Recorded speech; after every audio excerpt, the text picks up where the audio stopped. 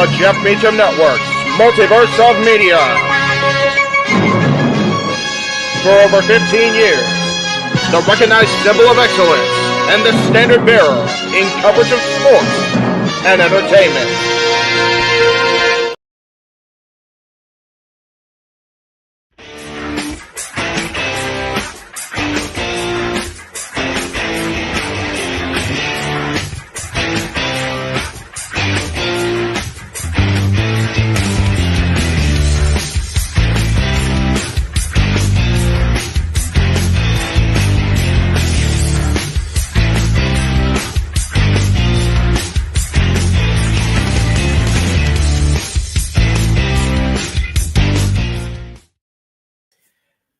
Hello, my internet fans. Welcome to this XFL Week 1 edition of Stat Boy Sports Bar featuring Dori Lou. And we have producer Jeff in the pot. Look at that smile. He's ready to go. We've got lots to talk about, but of course, we're not just going to talk about football. We've got NASCAR stuff to talk about, Daytona 500. We've got the fallout from Elimination Chamber. We've got the NHL rankings. We've got the Stat Boy Sports, the Stat Boys shout out. We've got Dori Lou's Delight, which is her dose of positivity. There's everything we're going to do. We're going to get right into it. Welcome everybody in the chats and everybody watching on YouTube on the Casa D-18 Studios and the multiverse of media. Just remember, Dori Lou's Delight this week is before Stat Boy shout out. Keep that in mind as we go along. That's right. Okay.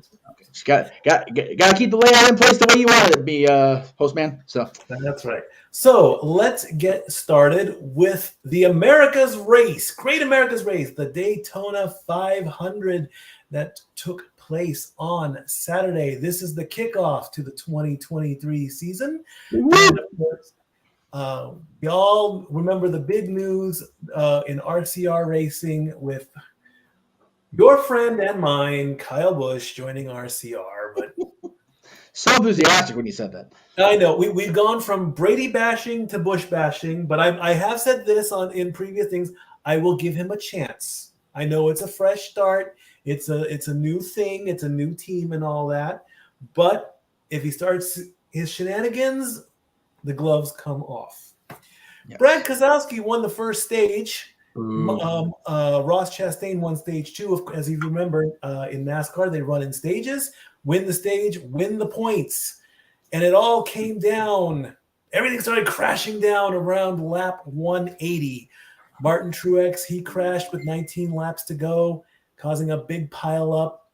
And then after all the smoke cleared and all the tires burned off, with 3 laps to go, Team RCR were 1 and 2 back-to-back. And Kyle Busch has never won the Daytona 500. This race is so elusive to him. They're going back and forth with 3 laps to go. Number 99. Thanks a lot, Daniel Suarez. We get the yellow flag. We go into overtime. In the overtime laps, William Byron decides to get behind Austin Dillon, spins him out. 13 cars go flying all over the track. It was beautiful if you're a NASCAR fan. The rule, of course, is green, white, checker. But they only do it 3 times, I believe, if that's the proper rule. Right. That's the rules of power. So we restart.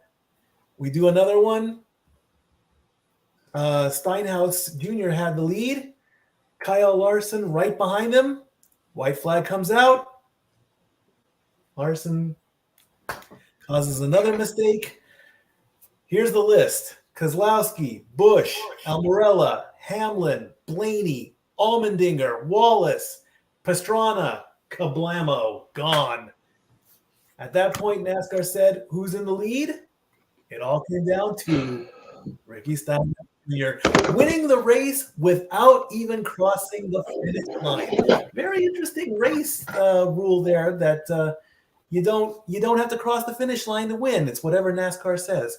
Joey Logano took second place. Christopher Bell took third.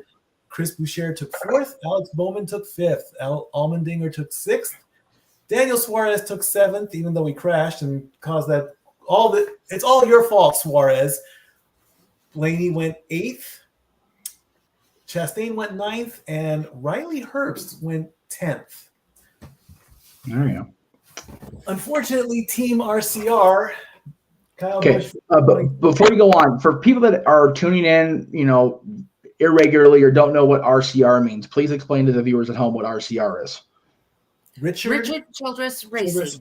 There you go. Thank you. Sorry. Pronouns pal, as they say on the Bruce Pritchard show. Pronouns pal. What do we say? What do we mean? So exactly. Yep. Kyle Busch finished 22nd, and the residential driver in this household, Austin Dillon, got knocked all the way back to 33rd position. So the season has started. The standings, Logano is at the top spot after the duels and the Daytona 500, followed by Boucher, Stenhouse, Bell, Bowman, Chastain, Blaney, Harvick, Allmendinger, Truex, Keselowski, Suarez, Almirola, Cindric, LaHoy, and an interesting name, Travis Pastrana. I remember him from the motocross and the X Games. He's gone into NASCAR now.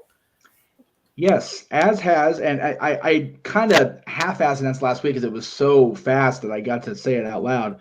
Frankie Muniz is now part of the ARCA Menard Series in NASCAR. He actually drove a test lap for them at Daytona last year for fast track racing, but this year he is a full-time driver for Rhett Jones Racing, driving the number 30 Ford Mustang for them. So he will be officially in the NASCAR Menard Series. He actually finished, where the hell's that?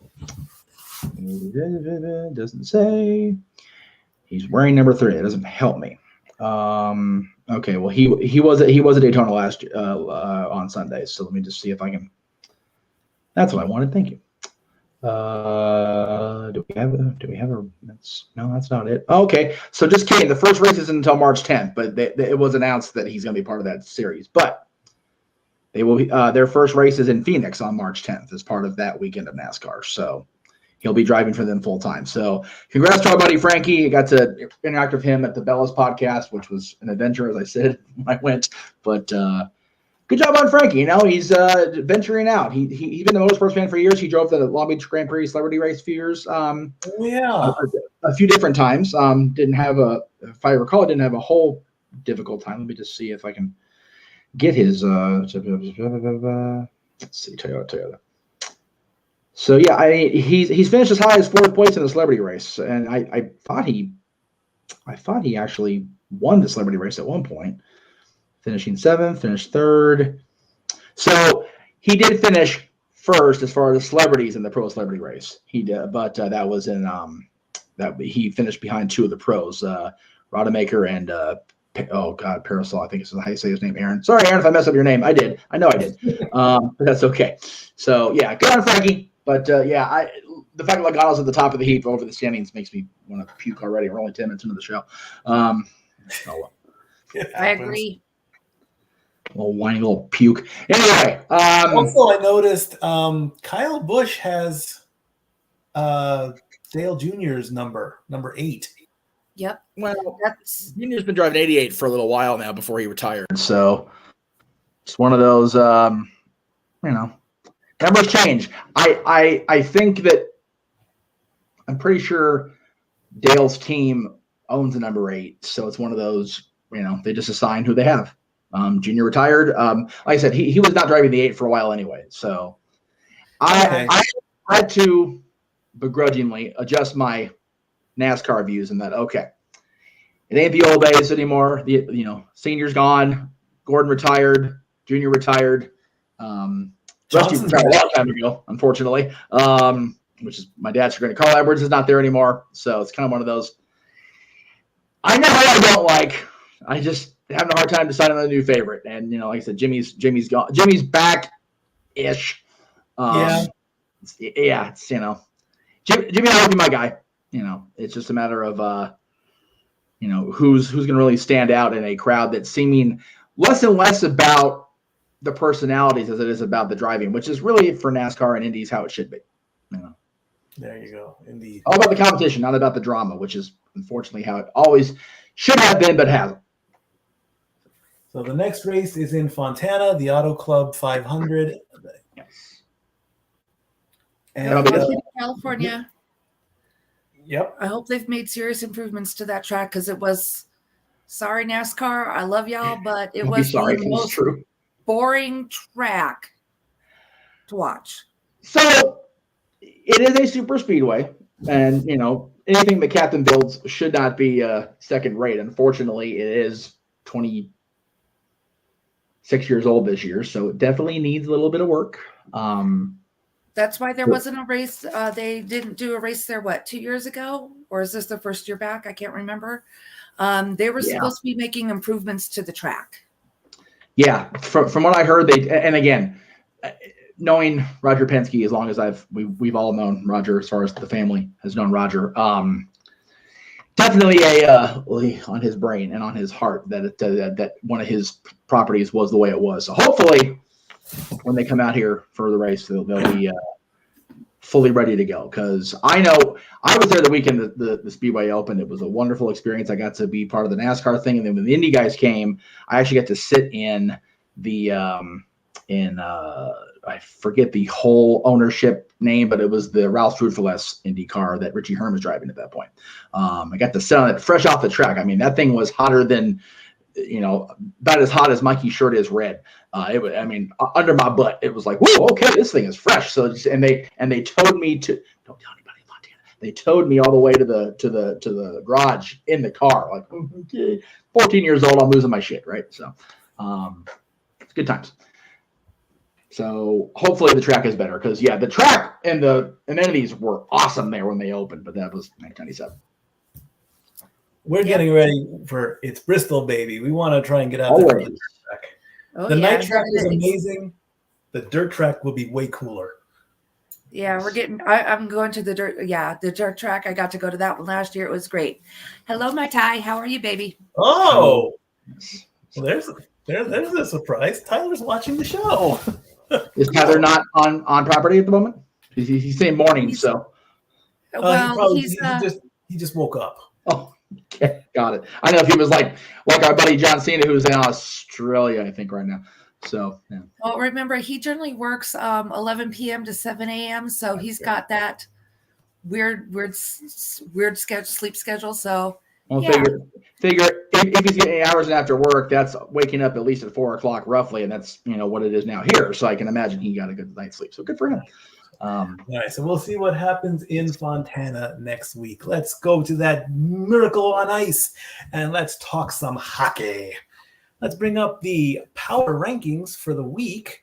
There's about 4 or 5 more weeks until we get ready for the Stanley Cup Playoffs, which is going to be a really fun time when it comes to our fantasy league. And I'll talk about that after we go through the rankings. The Boston Bruins, not only again are they the number 1 team, but they had a small little mishap as they played the Ottawa Senators this week. Usually when an American team plays a Canadian team, both national anthems are played. However, there was a slight little mishap with the organist and the singer. They wanted to start off with one national anthem, and then they ended up going into the other one. The singer and the accompanist, the organist, decided to just stop with a big smile on his face, and members of the Boston Bruins were seen giggling on the bench. It's a little snafu. We're not gonna make a national security thing about it. It was just a little goof in the hockey world.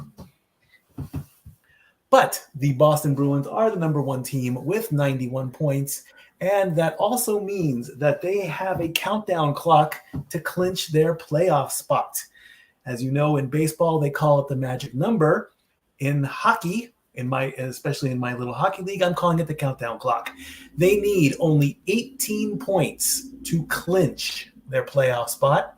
Not necessarily clinch the division or clinch the number 1 spot, just clinch a spot. So they just need to win the next 9, or the team that is at the fourth level of their division, which would be the Florida Panthers, they have to lose 9 times. If that combination takes place, Boston is in. Carolina which means on our fantasy team, I've got the best goalie in the league right now.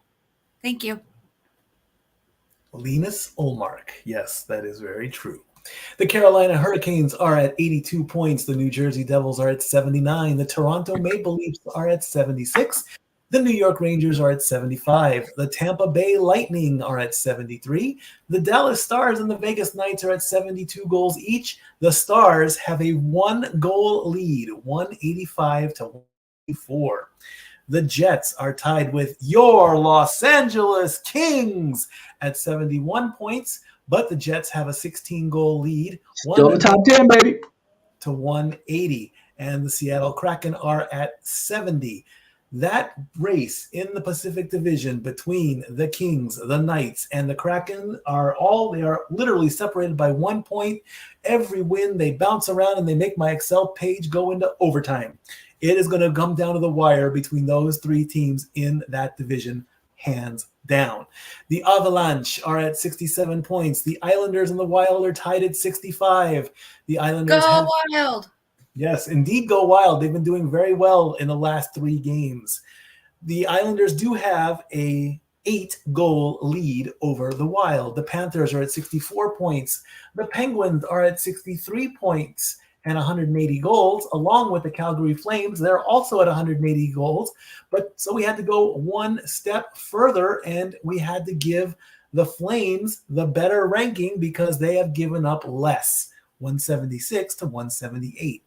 The Capitals, Alex Ovechkin had to step off the ice for a little bit. Sadly, he lost his father, so it's a good reason to take some time away from the game.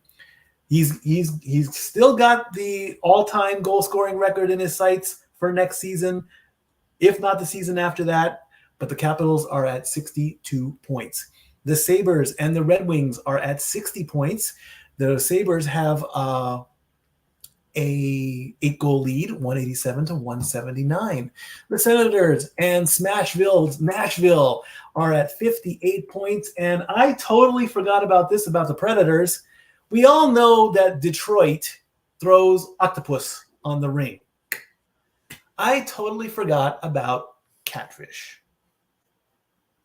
The Predators throw a catfish on the rink. What else is going to be thrown out on the rink? Let's see. The Kings can throw out street dogs. The Philadelphia people can throw out cheesesteaks. The Islanders and the Rangers can throw out pizza. Every Canadian team can throw out maple syrup. How about just Maple Leafs? It's less messy. How about we just hire Mikey to clean up all 32 of these arenas now? How about we do that? Oh, yeah. But they are tied at 58 points. The Philadelphia around the country and around the continent because that's just ridiculous. Anyway, the Flyers are. If I had a chance. The Flyers are at 56 points. The Blues are at 55 points. The Canadians, who got a lot of airtime in WWE, which we'll talk about in a little bit, are at 50 points. The Coyotes are at 49 points. The Canucks are at 48 points. The Sharks are at 47 points. And the bottom 3 teams are the Blue Jackets, the Ducks, and the Blackhawks, all at 41 points. The Blue Jackets are at 146. The Ducks are at 144, and the Blackhawks are at 136. The Ducks and the Blackhawks, their countdown clocks, I started their elimination clock at 15. If they lose 15 games, or the team that has the wild card in the division, and the Wild and the Ducks are in the same conference. So every time the Wild wins, the Ducks get one step closer to elimination. I bet Dori loves that. Oh, yes. Oh, yeah. Mm-hmm. Yeah. So every time that happens, their clock Sorry goes. about your Ducks. Oh, our season was over midway through November. Since they won that first Stanley Cup, they ain't done jack shit. Oh, they're multiple time division champions. I apologize. Go ahead. Yeah, champion. We've got so many players. We ain't got time for fuck else in our arena. Oh, okay. It's actually this way. Amenities. I'm pouting. Mikey. Anyway. Like I said on Saturday, after the way the Ducks acted, especially that shithead Gibson, everything's off the table now. No more tolerance. No more tolerance? No especially for the stupid damned Ducks Twitter account user, whoever that is. Indeed. Also in fantasy hockey, right. This lady right here is now in third place overall. She has broken the 1,000 point mark. I'm loving it because if I can't win my own fantasy league, I'm rooting for her. That's right. If I can't win, then Dori can. I'm not playing, so it doesn't matter to me. Officially, doesn't matter. Unofficially, one of you two should win because you guys are running the league. So yeah, it's fun, and I've been learning, although I haven't been watching much lately. But hey, it's been fun. That's right. As long as it's fun. Go Power Rangers, really? Yeah, I understand that reference either because every time we talk about he's fast. He's not Roddy Piper fast, but he's close. Meaning he'll make a quip. He'll make a joke. Oh, I got you. Okay. Well, what do you expect? He is my kid. This is fair. It's like he could take someone's name and just make a joke out of it. I can't think of one off the top, but he knows what he's doing. You have to in that house. Oh, yes. Exactly. All right. Moving on. All right. So let's talk about what happened in Montreal on Saturday with the. Hold on. Just got something. I don't have that graphic ready yet. Just wait. Okay, hold on. Okay, so should we go into do the XFL since that was before the lineup on Chamber anyway? All right. Yeah, do the XFL. Well, the meat and potatoes of Stat Boy Sports Bar, of course, is football, and since NFL is done, thank you, Chiefs.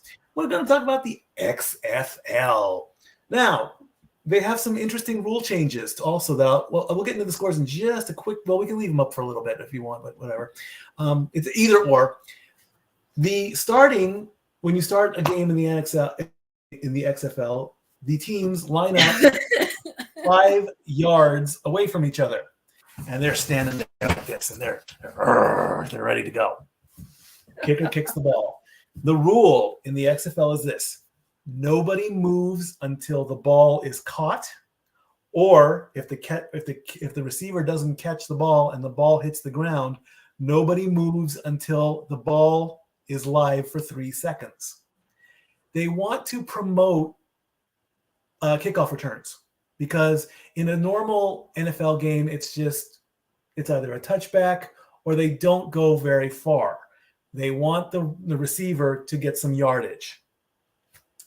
Another thing that I've noticed, a lot of the players are mic'd up. So when you're watching an XFL game, you're going to hear a lot, especially from the quarterbacks and the coaches. Now, I'm not certain if the players in the arenas or the stadiums can hear, but you the viewer at home, you can hear what the head coach is saying to the offensive coordinator, who then sends the signal to the quarterback. So you can hear pretty much everything. Another thing that the XFL does, they have their command center, which is kind of like the equivalent of New York. When a play is in question, they will allow a camera inside the command center, and you will see the official or the head guy or the rules analyst or whatever his proper term is. He will be standing there in front of his computer, and this is a really nice setup. I mean, this computer will give you every possible angle you can think of, and he will go frame by frame if he has to make the right call. Then he's on his headset. He sends his decision down to the referee. The referee then stands in front of the hard camera, turns on his microphone, and makes the ruling. The other thing that the XFL does, they've got reporters almost everywhere, literally to the point where immediately after whatever celebration takes place, they got a microphone in your face. So, here comes the ball. You catch the ball. You spike the ball. You're there with your teammates for like 5 seconds. Here's the XFL reporter. What were you thinking during that catch? Oh, man, I'm just thinking, man, that I just had to catch the ball. We really needed that run. And big ups to my mama and everything else. And I'm like, can the guy breathe a few seconds here? Don't get me wrong. A great play is amazing. But you got to soak it in a little bit. So I'm kind of a little bit iffy on the sideline reporters getting right in your face after a huge sack. I mean, the one thing I would not want to do is talk to a reporter after getting sacked to the ground. But it's the XFL.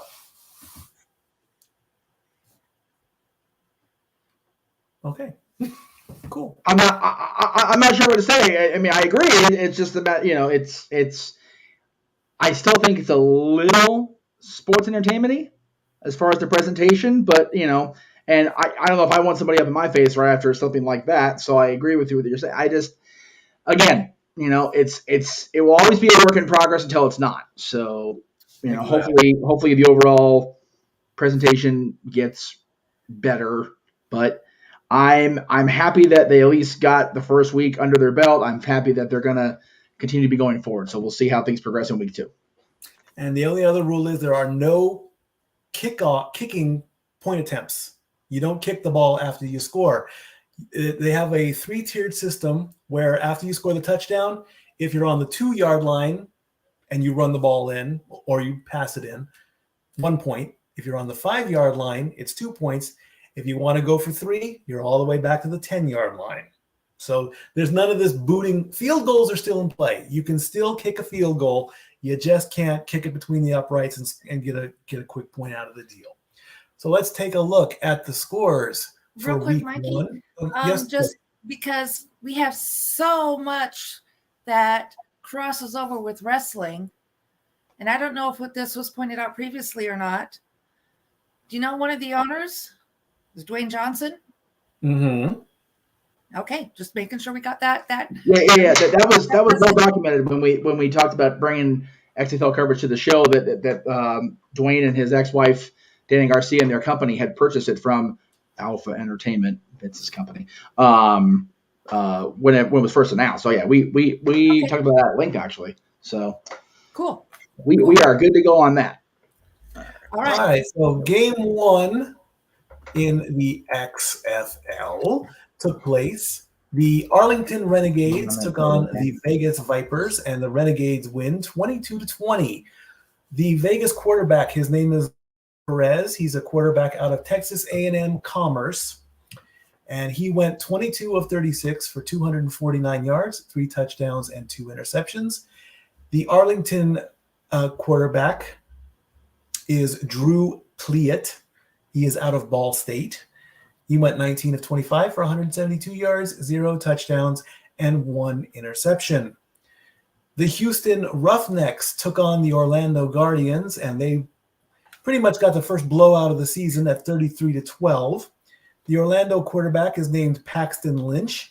He played college at the University of Memphis, and he was a Denver Bronco. So he's not the only player that I thought that had NFL experience. He actually did play back in 2016. He went 15 of 21 for 136 yards, 1 touchdown, and 1 interception.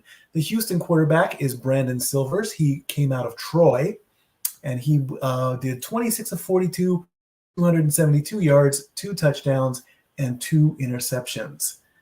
The St. Louis Battlehawks squeaked out a victory against the San Antonio Brahmas, 18-15. The St. Louis quarterback is named A.J. McCarron out of Alabama, so he is a Roll Tide boy. He went 18 of 26 for 190 yards, 2 touchdowns, and 0 interceptions. And the San Antonio quarterback is Jack Cohn. He is a cheesehead. He is a Wisconsin boy. 25 of 36, 207 yards, 1 touchdown, and 1 interception. The final game of week 1 was the DC Defenders against the Seattle Sea Dragons. And this is Ben DiNucci's team. He plays for Seattle. You would remember him from the Dallas Cowboys of 3 years ago. And his college is James Madison. and he went 35 of 54 for 282 yards, 1 touchdown, and 2 interceptions. The Washington, D.C. quarterback is Jordan Ta'amu. He had played out of Ole Miss, and he went 8 of 19 for 86 yards. The running teams got all the points in that game, if not field goal people. 0 touchdowns and 1 interceptions. The XFL is being played on ABC and ESPN. I believe they play again this weekend. Let me quickly bring up the schedule if I can. We're doing this live, so I know I should have done this a lot sooner. Let's see who's playing next week. XFL.com. Oh, you can shop with them too. Yep, there's a picture of The Rock with his ex-wife and wearing the Renegade jersey there. And let's bring up the schedule, as they say there. There's week As you look, I found something fascinating on their social media. Talk about, all the rosters have 53 people on the roster, and they're talking about the fans and, everybody, Dwayne's the 54th man. I found it funny that he was wearing a number 54 jersey, considering John Cena's number in football is 54. I know it's not because of John, and I know I'm not trying to throw that out there. I just found it ironic. So there you go. So on Thursday, the Battlehawks will play the Sea Dragons. On Saturday, the Defenders will play the Vipers. On Sunday, the Brahmas will play the Guardians, and the Renegades will play the Roughnecks in the Battle of Texas. So they only play 4 games each week. It is a 10-week season. And it's fine. There's 8 teams. There should be 4 games per week. There's no bye week. It's wonderful. And then the playoffs will be down in San Antonio. Well, as it do. All right. Okay. Let's just see. Before we go to WWE, we'll go ahead and run those commercials I was going to do before the show. Just timing was what it was today. So, all right. First of all, let's see what it's already mid-February, but in case you've missed it, why aren't you paying attention? Because Renegade's paying those bills for the reviews part. So here's what's coming up and what has already come for February on the Casa D-18 Studios.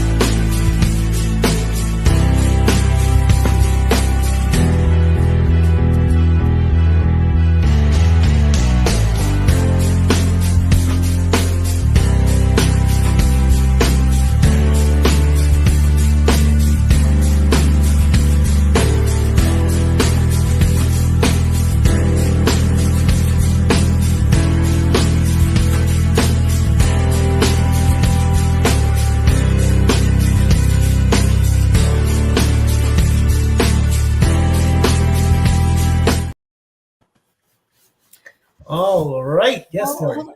I wanted to tell Jeff that I got to watch the dad's top 10 musicians we lost too soon. You guys did an awesome job. I thought it was great. And I appreciate that. Thank you very much. I totally agree with your picks and your reasonings. Yeah, it was one of those.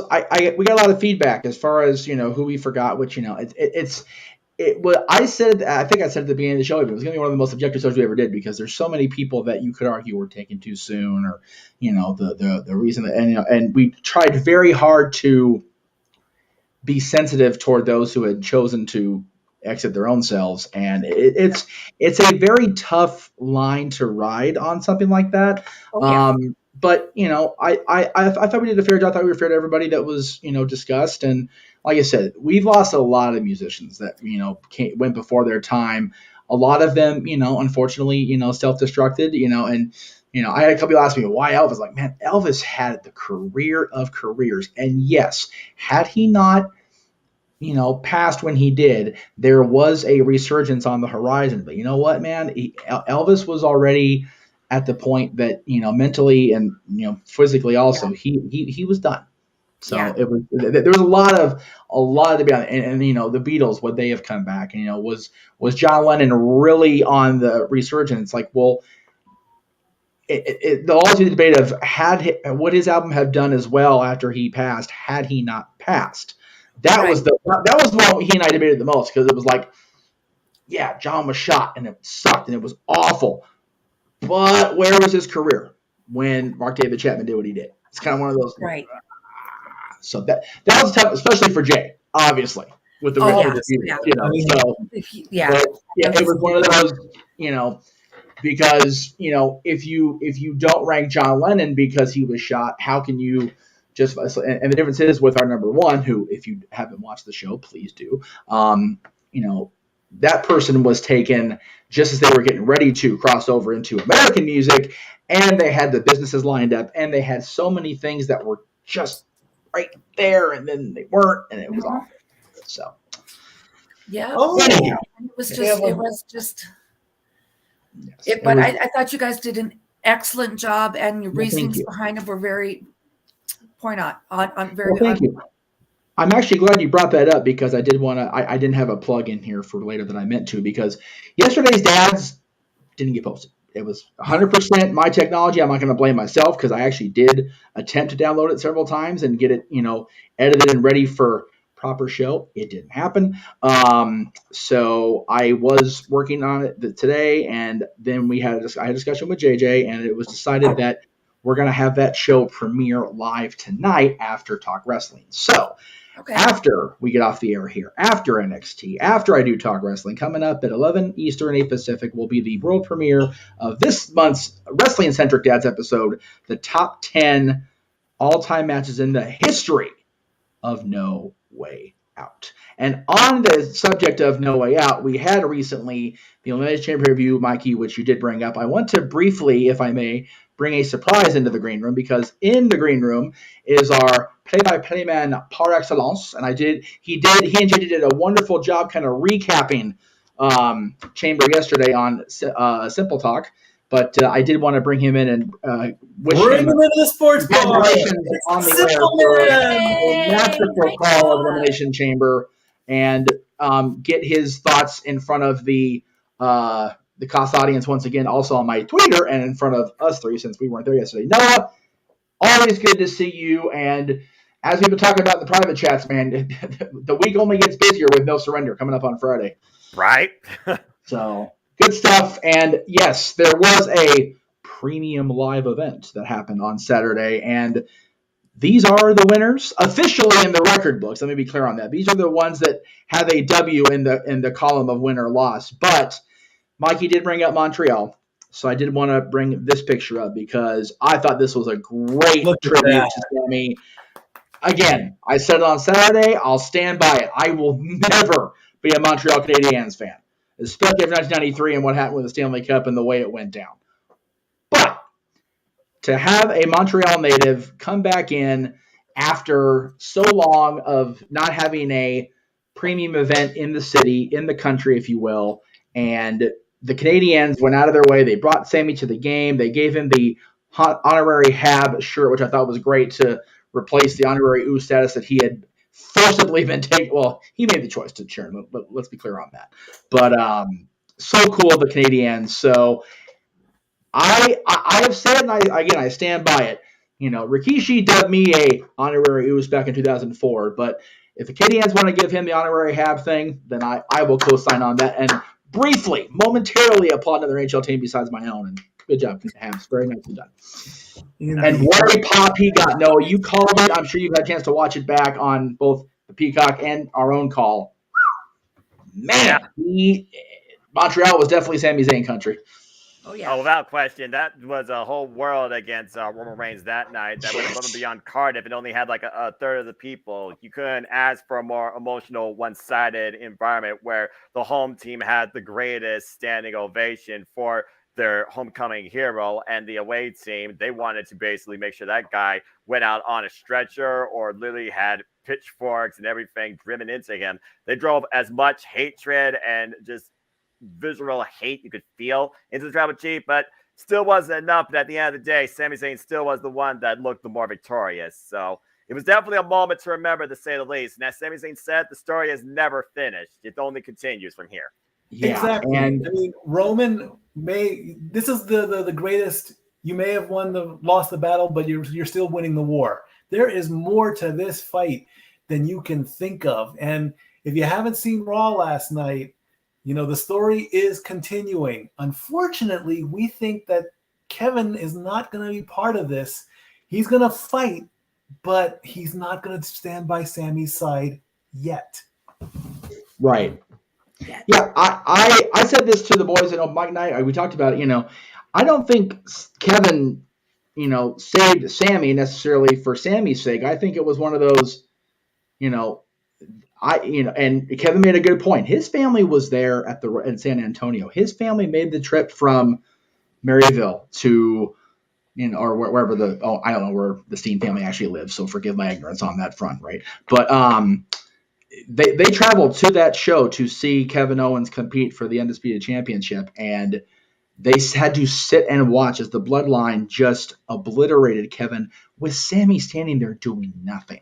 So from a character standpoint, I totally understand where, God help me, forgive 2005 me, forgive me. I understand where Kevin Owens is coming from.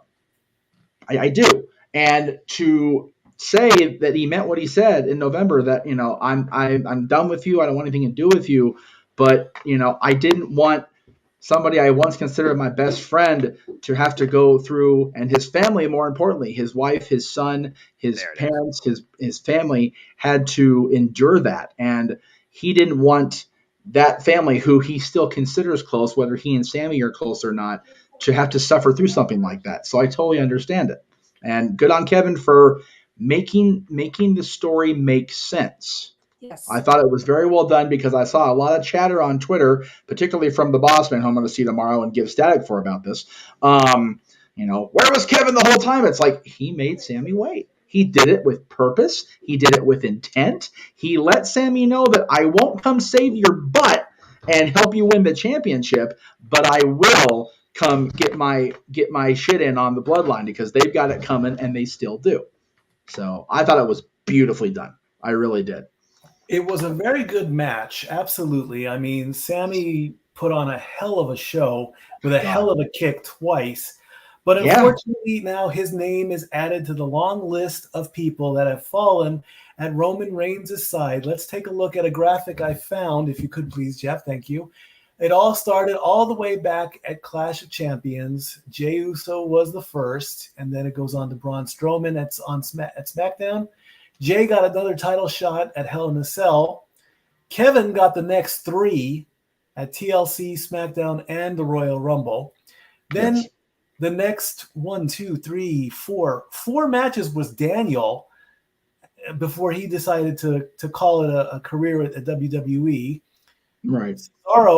Cesaro's only major title attempt was here. Yep. Mysterio got one, Edge, Cena, Balor twice in both himself and the Demon. Then, of course, Brock at Crown Jewel. Then Sammy, the one we talked about the first time he got a title run. Then what is in between Sammy and Goldberg? It's too That's small. freaking Rollins, who got Seth the freaking win via Rollins disqualification. at Rumble. Then Goldberg, then Brock again, then Riddle, then Brock again for the third time. Drew, Logan Paul at Crown Jewel, Kevin, and then Sammy.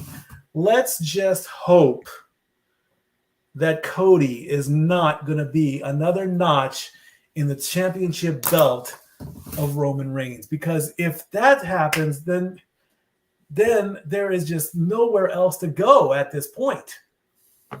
Right. Nope. Yeah, but again, people have to actually stop watching SmackDown and Raw and go to NXT. Right. There you go. It's one of I had people talking about, he's been champion for 900 days because he really wrestles. Like, man, he's faced some of the granted, he's faced some people a lot of times. That list clearly shows there's been multiple rounds with the same people. I'm not even going to try to bullshit my way out of that, justification from the haters. But when you're that good and you beat the same person that many times, when they try to, the definition of insanity is trying to do the same thing and expect a different result. It's like, right. Daniel Bryan tried 4 times. He still lost. Jey Uso tried twice. He lost, and then he fell in line, as he should. All these people tried multiple times, and you can't argue with success. And I'm glad, Noah, that you brought up how close it is that we are on that road. We're under 40 days. As a matter of fact,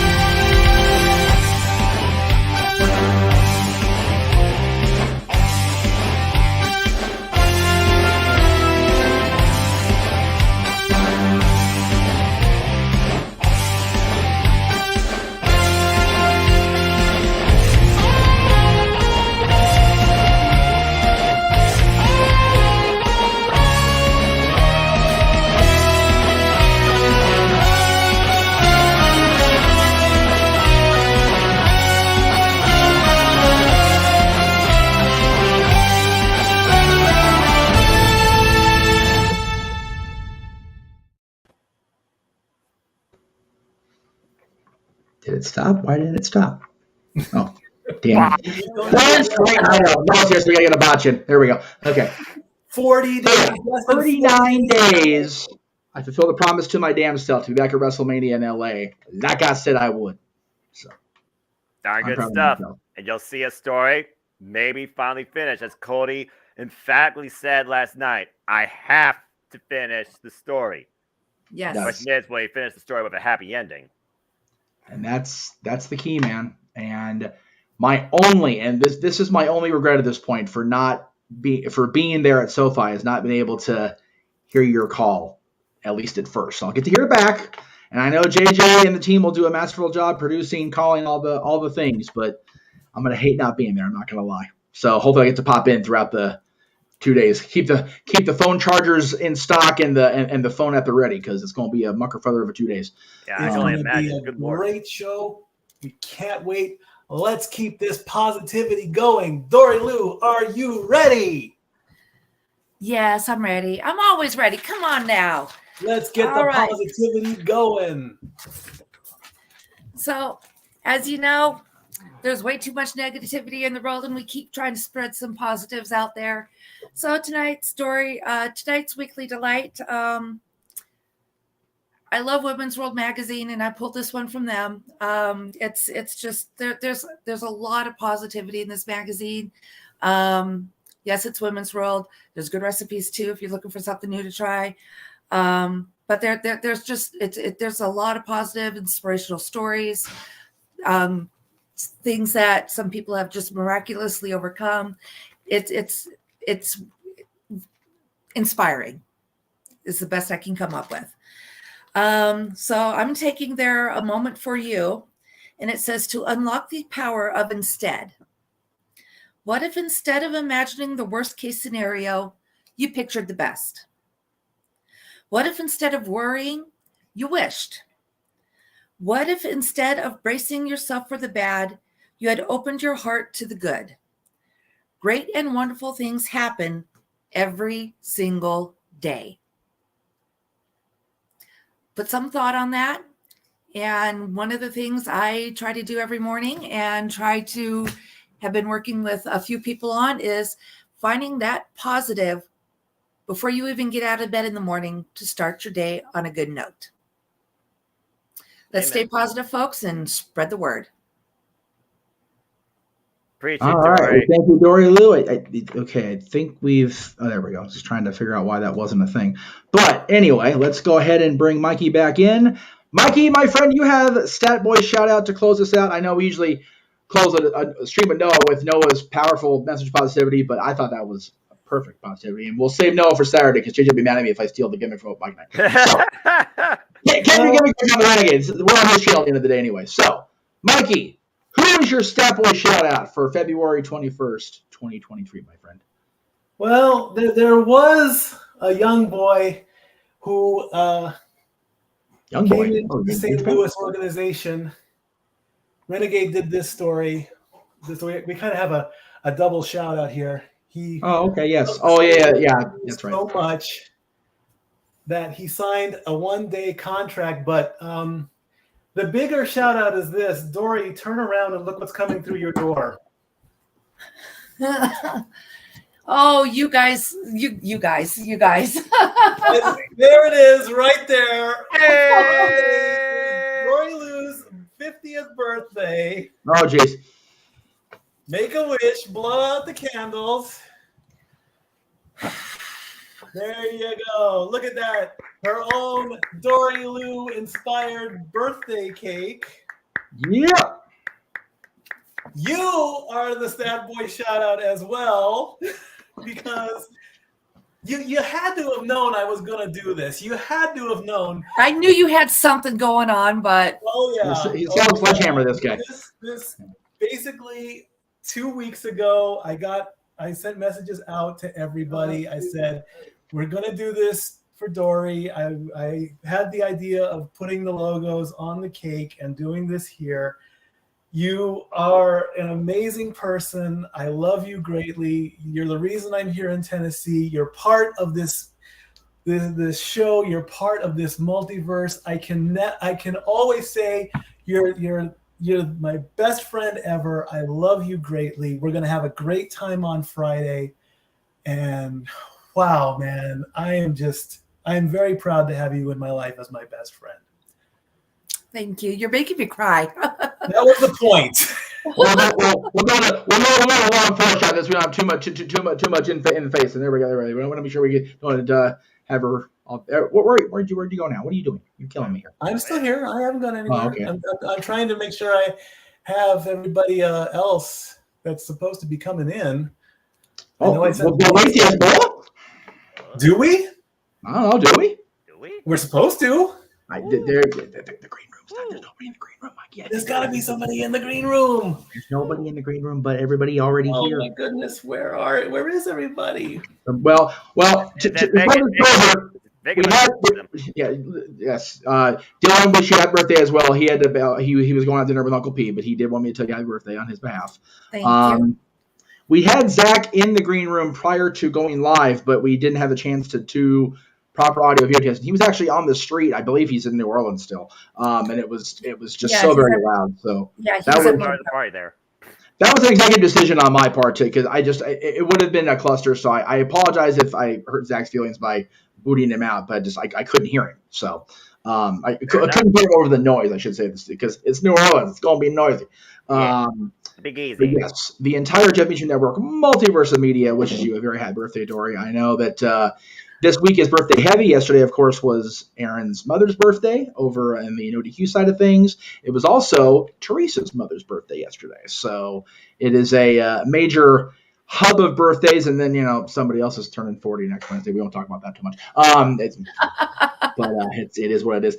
But I have the day off, so I'm happy. Hey, good on you.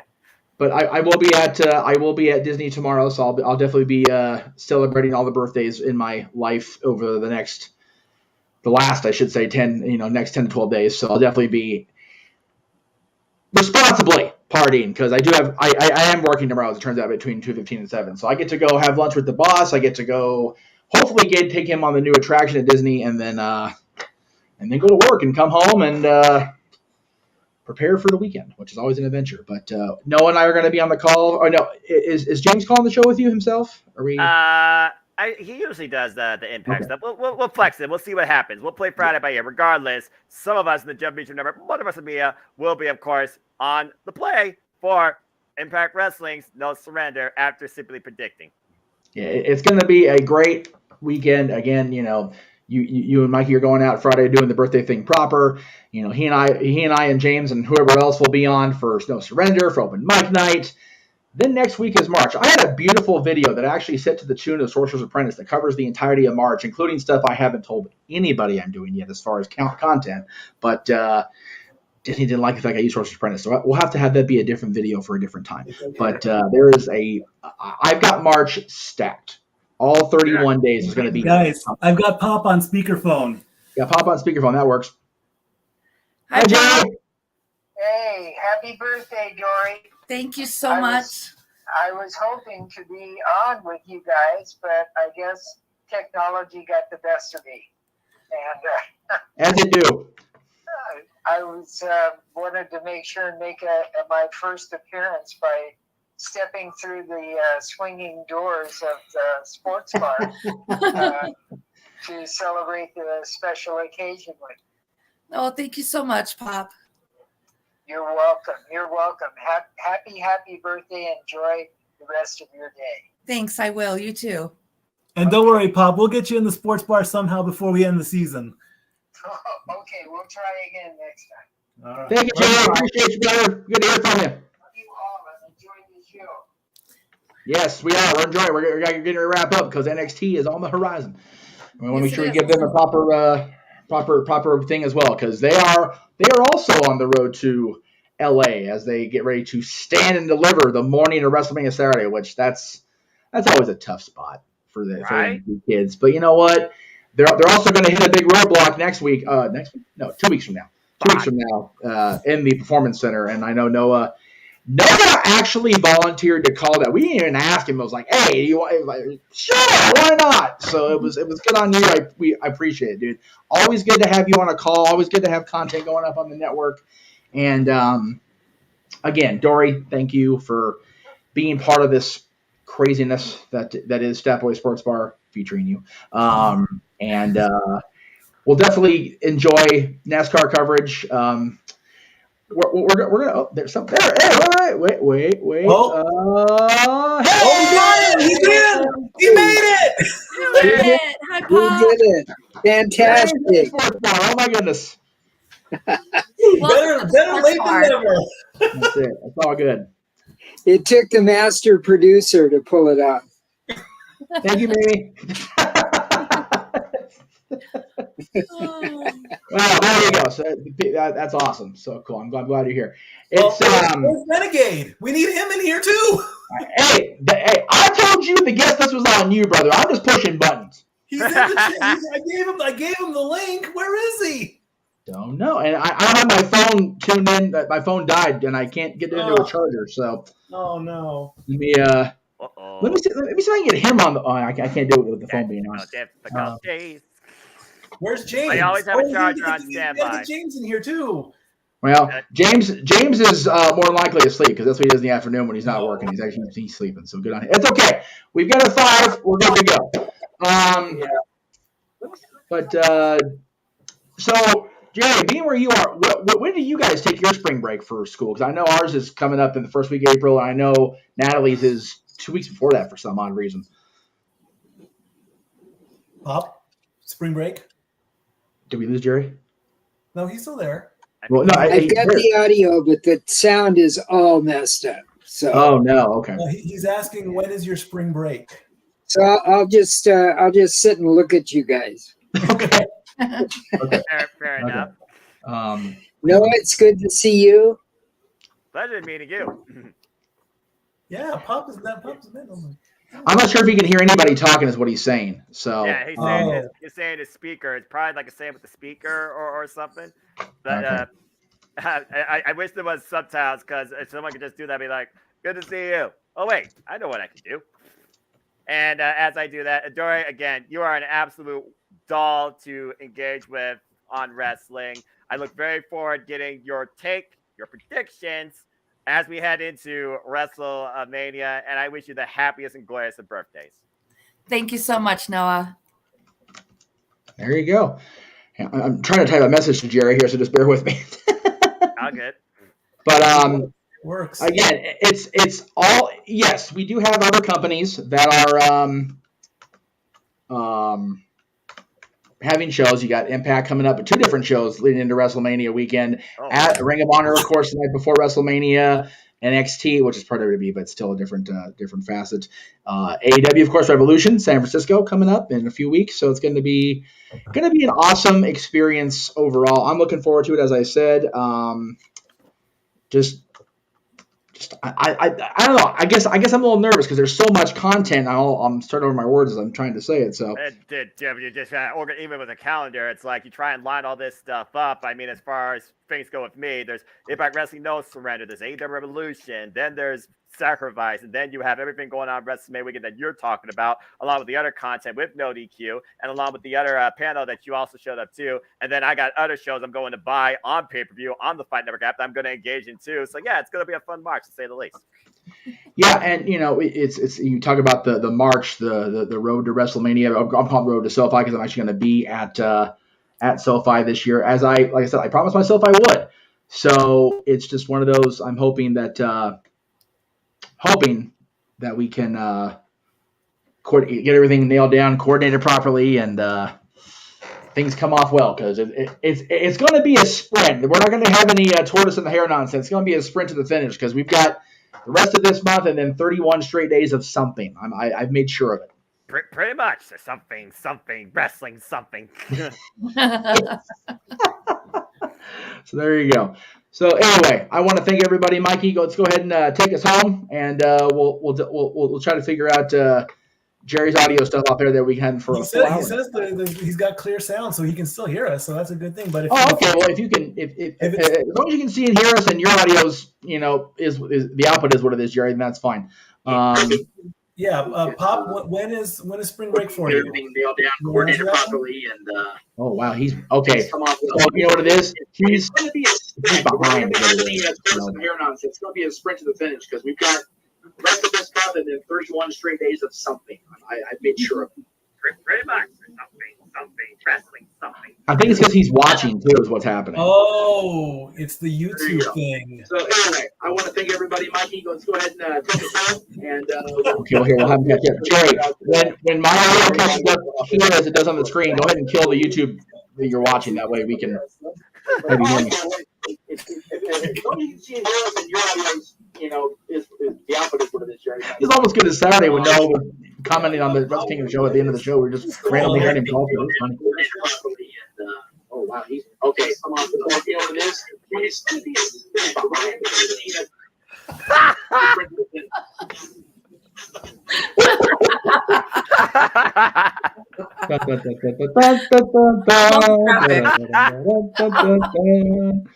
We're live, pal. Oh jeez. All right. I think we killed This is good. This is brilliant. This is bloody brilliant. All right. Okay, we lost it. Okay. Well, cool. Audio's gone. All right. Anyway, so we thank Jerry for popping in at the end. Sorry, we thank Pop for popping in at the end. Whatever. Thank you, brother. We appreciate it. Noah and Gary, happy birthday, of course, Dori. We're glad you're here. I'm gonna go ahead and mute Jerry. That way we don't have the overlay there. Mikey, take us home. No. We're gonna let the birthday girl do it. Oh, fancy. Oh, okay. No pressure. Let's see. Well, Here's the answer. Pop's not It's third third week week of of March is okay. So yeah, so I think that's the girls' spring break too. It's yeah. So yeah, everybody's all staggered. I mean, I get it because some folks have different. That way, all the theme parks aren't getting deluged at once. Which, as a theme park person, I appreciate that. Yeah, you guys I too. remember in the There you Inland Empire. For those who don't know, that's the San Bernardino go. area of Right. California. Yeah. They staggered it through the high schools. Yeah. So all the high schools were on spring break at the same time because, some Oh, of dear our Christ. high schools, including my alum, not while I was there though, would have No. rights. So you usually that was happening. I think before Natalie went into the charter school or the special, not special. That sounds worse than it is. The specialty school she's in now because she's on a school at the arts. Because she switched to a non-traditional district, her and her sisters are actually the same week. Because Alana's, of course, in kindergarten and kindergarten, but she's a freshman and 8th grader. So they actually put them in the same week. But Dylan's is WrestleMania bleeds right into spring break, which is awesome because that's also his birthday week. So Nice. no school for Dylan on his birthday, which is always good. Perfect. Anyway, now that I interrupted you and made an ass of myself and had to mute everybody, Dori. You're good. You're good. There you go. All right, ladies and gentlemen, boys and girls, thank you so much for joining us in Sports Bar tonight and helping me to celebrate my 50th birthday. Yes, I'm be 50 on Friday officially. 40 on Wednesday. I'm a little overwhelmed. Thank you. That's what I do. Thank you, Mikey. You're welcome. So Leo Sledgehammer. That way approved. Let's see. We've got so much coming up on the multiverse of media. Please just stay tuned. Look into Casa D-18, all the wonderful stuff that we've got in store for you. I try to pop in on open mic night. Usually I come in late because of my work schedule, but I will hopefully be there this Saturday. I'm hoping.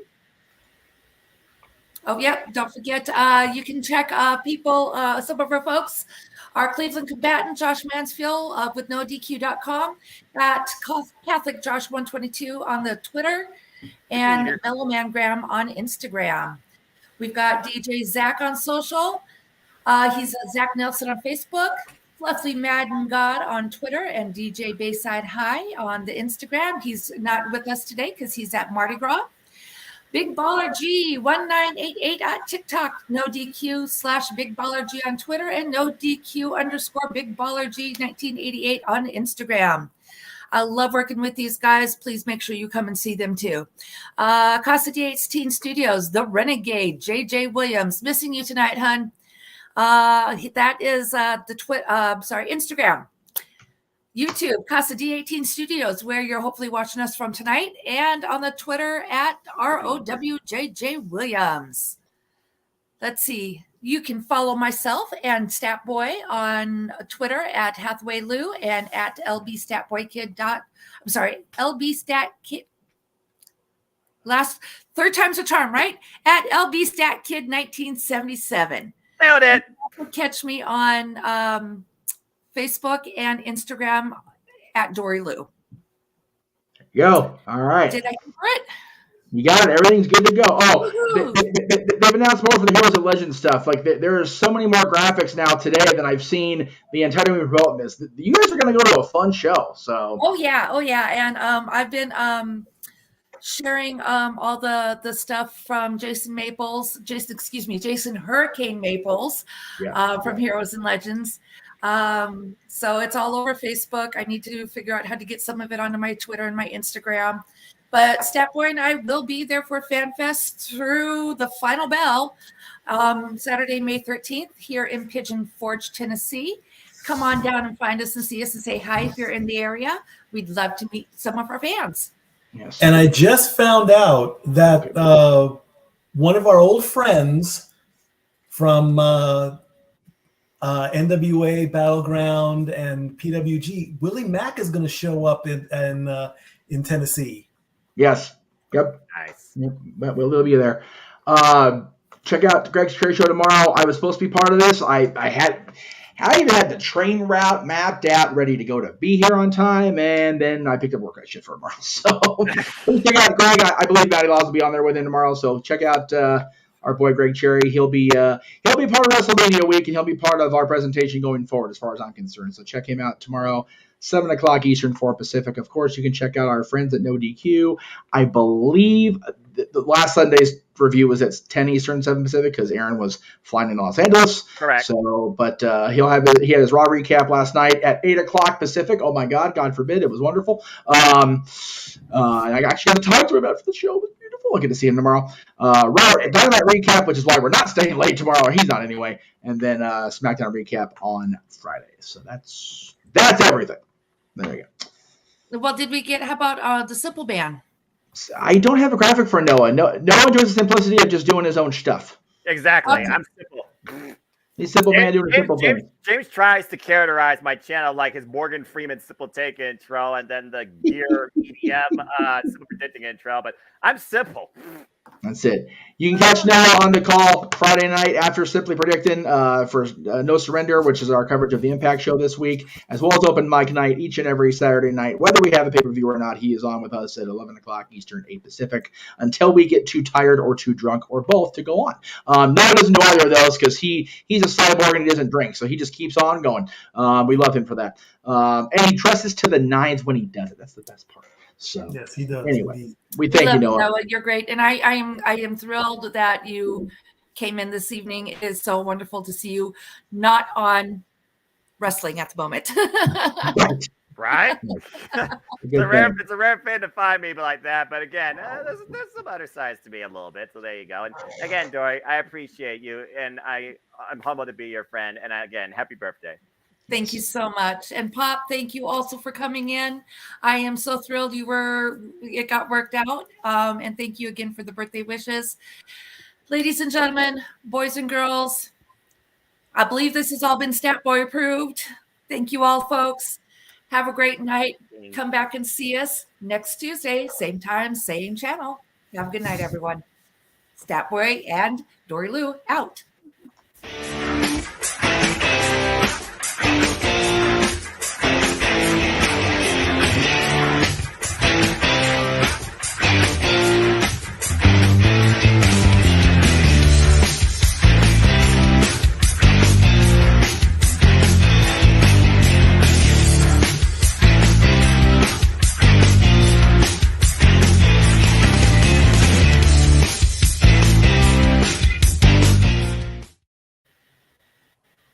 Did you see I got my